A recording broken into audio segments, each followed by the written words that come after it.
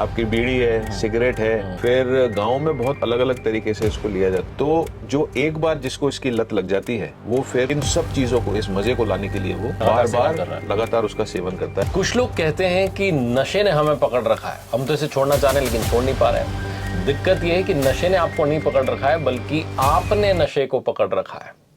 My FM से मैं हूं आरजे कार्तिक और वर्ल्ड नो टोबैको डे पर इसी बारे में आप तक एक इंपॉर्टेंट मैसेज पहुंचाना है। और इस पॉडकास्ट में गपशप विद कार्तिक में आज हमारे साथ जुड़े हैं डॉक्टर हर्ष उदावत, जो कि डायरेक्टर गैस्ट्रोएंटरोलॉजी इटर्नल हॉस्पिटल हैं। बहुत बहुत स्वागत है आपका सबसे पहले तो। और सर, कई वर्षों से हम वर्ल्ड नो टोबैको डे मनाते आ रहे हैं, अवेयरनेस जो है वो फैलाते चले आ रहे हैं, जागरूकता के लिए अलग अलग कैंपेन चलते आ रहे हैं। और अब तो जो सिगरेट का जो पैकेट आता है, जो तंबाकू के उत्पाद आते हैं, उन पर भी 85% 90% लगभग पूरे पैकेट पर जो है पिक्टोरियल वार्निंग होती है। बताया जाता है कि आप इसका सेवन करेंगे तो क्या हाल हो जाएगा, लेकिन तब भी रुक नहीं रहा है। वो जाते हैं, जाकर के खरीद लेते हैं और अपना जो है स्मोकिंग कर लेते हैं। क्यों नहीं रुक पा रहा है? क्यों ये इतना बड़ा नशा बन गया है कि तमाम जागरूकता अभियान चलाने के बावजूद रुक नहीं पा रहा है नशा? जी, आपने सही कहा कि जो उसके ऊपर लेबल्स लगे होते हैं और उसके ऊपर बड़ी भयानक तस्वीर होती है।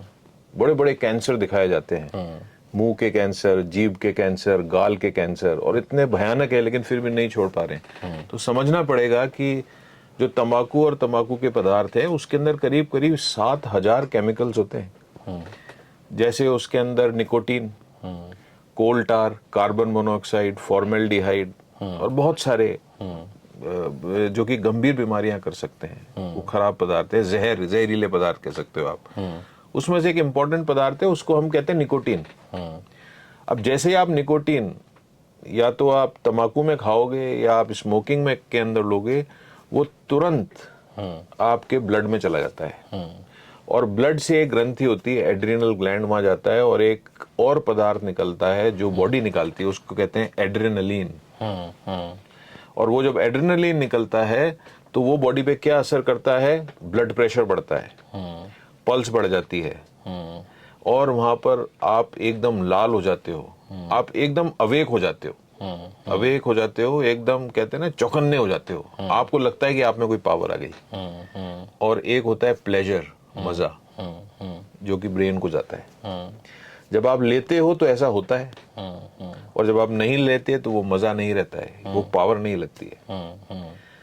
तो जो एक बार जिसको इसकी लत लग जाती है वो फिर इन सब चीजों को, इस मजे को लाने के लिए वो बार बार लगातार उसका सेवन करता है। और फिर उस लेबल का ध्यान नहीं जाता, उसको ध्यान जाता भी है तो उसको इग्नोर कर देता है। राइट, छोड़ नहीं पाता, और इसी को हम एडिक्शन कहते हैं। राइट, इसी को एडिक्शन कहते हैं। तो इस बार जो वर्ल्ड नो टोबैको डे है सर, इसकी क्या थीम है, अगर आप थोड़ा बताना चाहें? देखिए, इस बार की थीम और विषय ये है कि हम हमारे बच्चों को या यूथ को टोबैको इंडस्ट्री से कैसे बचाएं, कैसे उससे दूर रखें।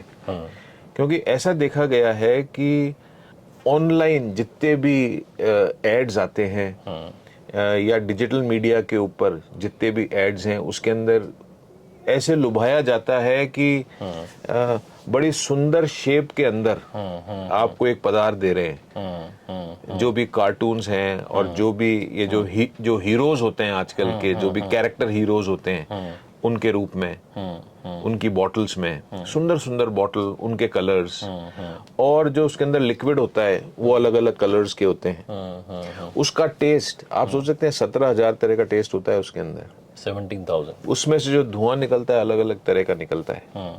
आप सपोज गेमिंग पे गए, वहां पर उसके एड्स होते हैं। सो एक तो ये मीडिया, और दूसरा इन्फ्लुएंसर्स, तो उनसे उनको लुभाया जाता है कि इससे आपके बॉडी पे अच्छा असर पड़ेगा, आप चौकन्ने रहेंगे, जाग पाएंगे, ज्यादा पढ़ पाएंगे, ठीक है, यू लुक स्मार्ट। और ये सबसे इम्पोर्टेंट चीज की सेफ है, ऐसा कहा जाता है। इसमें तंबाकू भी नहीं है, फिर भी उसमें तंबाकू पाया जाता है। उसके अंदर तंबाकू नहीं है, लेकिन जो केमिकल है वही खराब है। राइट, तो ये सिर्फ एक दिन वर्ल्ड नो टोबैको डे नहीं है, मैं तो बोलता हूँ कि पूरे साल आपको नो टोबैको डे मनाना चाहिए, ताकि आप उससे दूर रहें, उस इंडस्ट्री से ही दूर रहें, उसके प्रोडक्ट से दूर रहें। मैं आपसे जानना चाह रहा हूँ कि ई सिगरेट बड़ा कॉमन हो गया है, वेपिंग जो है वो बड़ी कॉमन हो गई है, इनके क्या रिस्क हैं सर? देखिए, ई सिगरेट या वेपिंग जो है दो तरह की होती है, या तो उसमें निकोटीन होता है या उसमें निकोटीन नहीं होता है, तो दो तरह के हो गए। अब निकोटीन अगर उसके अंदर है तो उससे उनको नशा होगा, है। उसमें टोबैको हो सकता है, टोबैको नहीं भी हो सकता है ना।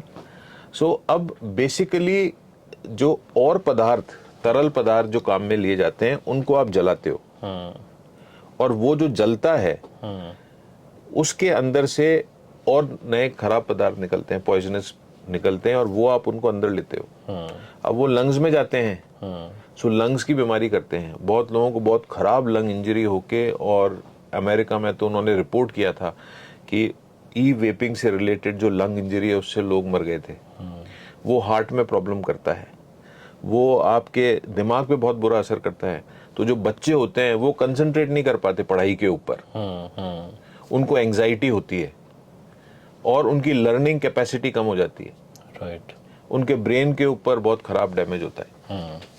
कुछ कुछ पदार्थ कैंसरस भी होते हैं। सो ये कह देना कि साहब ई सिगरेट सेफ है, वेपिंग जो है सेफ है, ऐसा नहीं है।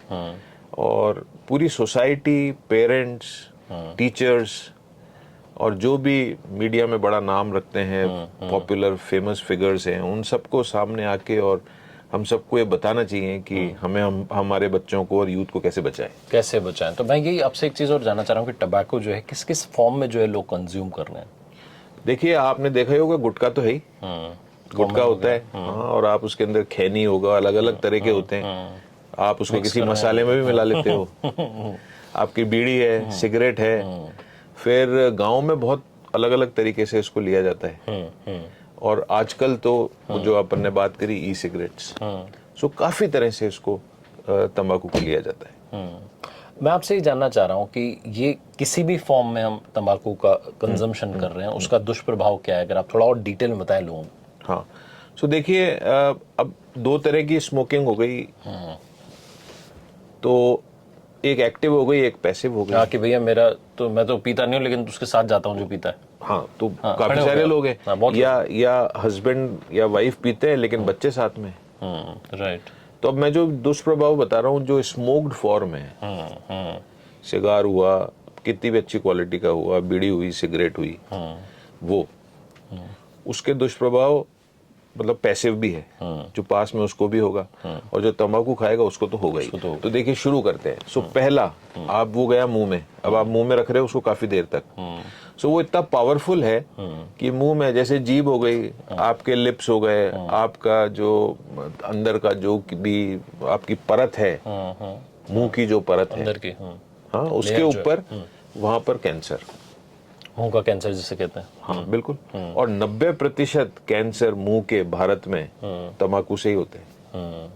उसके बाद आप नीचे आ जाओ, गले का कैंसर, फिर नीचे आ जाओ आपके खाने की नली, अच्छा, उसका कैंसर, फिर फेफड़े, उनका कैंसर।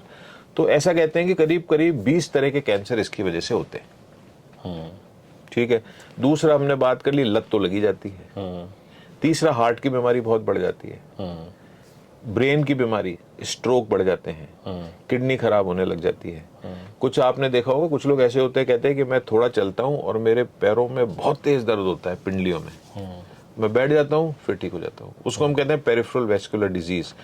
तो जो पैर हैं वो बिल्कुल गैंग्रीनस हो जाते हैं, गैंग्रीन मतलब गल जाते हैं, बिल्कुल मर जाते हैं, काले पड़ जाते हैं, और फिर आपको उनको काटना पड़ता है, एम्पुटेट करना पड़ता है। सो अंगूठा हो गया, या आधा पैर, पूरा पैर, अपने घुटने से नीचे तक, उसके ऊपर तक, क्योंकि यहाँ की नसें ब्लॉक हो जाती है। अच्छा, एक सबसे इम्पोर्टेंट चीज आप देखेंगे कि जो अस्पताल में आते हैं दमा, लंबी खांसी, उसको हम कहते हैं COPD, chronic obstructive pulmonary disease.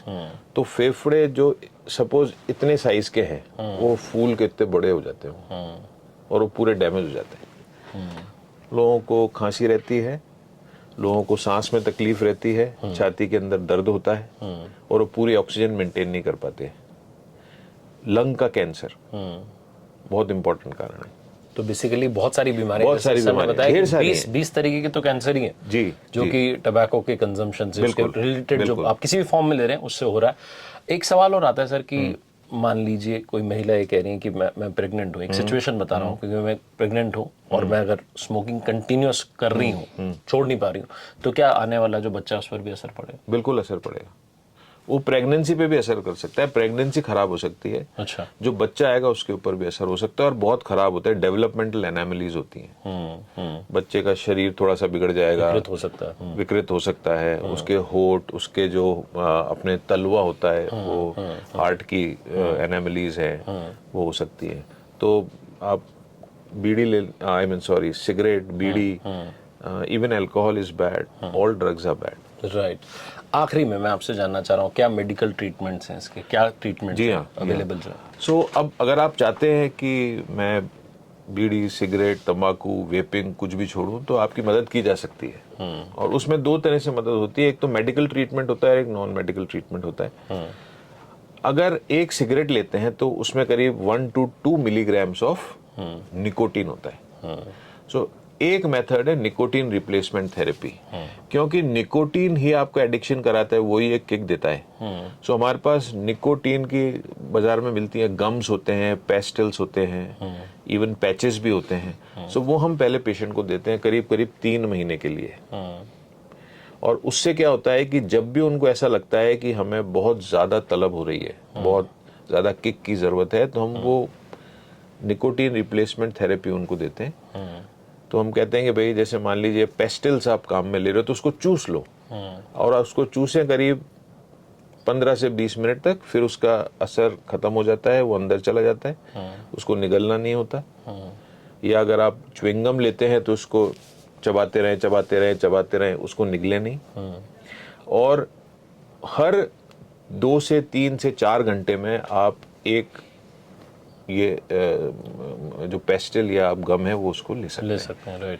अब ऐसा नहीं है कि इसको आप कितने साल तक दे दो, हम 3 महीने का एक प्रोग्राम बनाते हैं। राइट। अगर उससे नहीं होता तो कुछ और दवाइयाँ होती है, जैसे बूस्पिरोन होती है, सॉरी ब्यूप्रोपायोन एक दवा आती है, वो हम देते हैं, और एक और दवा आती है। सो ये ऐसी 3-4 दवाइयाँ हैं जो कि हम कुछ महीने तक उनका ट्रीटमेंट देते हैं। राइट। लेकिन हम उनको साथ में ये भी कहते हैं कि भाई आप नॉन मेडिकली भी ट्रीटमेंट लो। और वो नॉन मेडिकली ट्रीटमेंट के अंदर काउंसलिंग आती है कि आप अपने बिहेवियर को कैसे चेंज करें। राइट। फिर हम उनको ये भी बताते हैं target organ damage. For example, जैसे मान लीजिए कोई तंबाकू लेता है और उसका मुंह नहीं खुल रहा, तो हम देखते हैं भैया आपका मुंह नहीं खुल रहा तो क्या हो गया, तो अंदर एक बीमारी होती है सब म्यूकोस फाइब्रोसिस। बहुत सारे से लोग जिनका मुंह नहीं खुलता पूरा, या अंदर सफेद सफेद लीजन हो जाते हैं, सफेद सफेद कुछ परत जम जाती है जो कि बाद में कैंसर में तब्दील हो जाती है। सो हम उनको हमेशा कहते हैं कि हर 3 से 6 महीने में डॉक्टर के पास जाओ और ओरल हेल्थ, मुंह जो है उसका हमेशा जांच कराओ, जांच कराते रहो। बिल्कुल। तो आपने जो काउंसलिंग की बात की, इस पॉडकास्ट को आगे बढ़ाते हैं और काउंसलर हमारे साथ में जुड़ रहे हैं, उनसे बात करते हैं। Thank you so much doctor साहब, आपका हमारे साथ जुड़ने के लिए, और बहुत डिटेल में आपने मुझे लगता है कि यहाँ पर बताया। और इस बात को अगर किसी ने ध्यान में रख लिया, याद रख लिया, तो आप खुद, हो सकता है आप खुद टबैको रिलेटेड प्रोडक्ट जो उनको कंज्यूम ना कर रहे हो, लेकिन आपके घर में कोई ना कोई कर रहा होगा, तो उसको आप रोक सकते हैं। उसको कहिए कि ये इंटरव्यू देखिए, समझिए कि कितना हानिकारक जो है आपके लिए तंबाकू होने वाला है। Thank you so much sir.